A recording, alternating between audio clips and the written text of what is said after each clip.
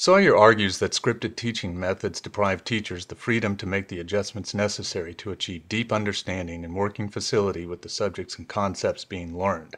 I have to agree. I think certain latitudes in how a particular lesson is engaged by both teachers and students should be allowed to account for any number of variables and factors that no script, however well crafted, could hope to anticipate. But I think this is where the tension between idea and form in education comes into play.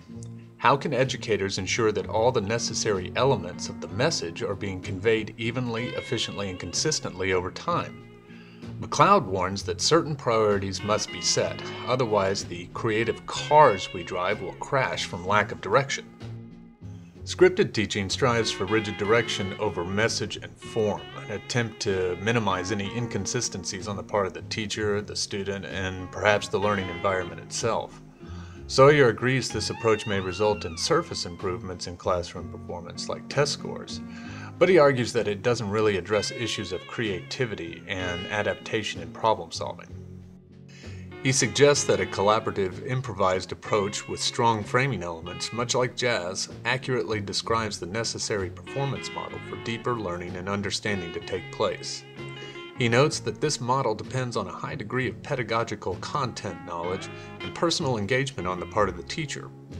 This may be where advocates of scripted teaching become most concerned because they doubt that level of skill and engagement can be developed evenly over the teacher population.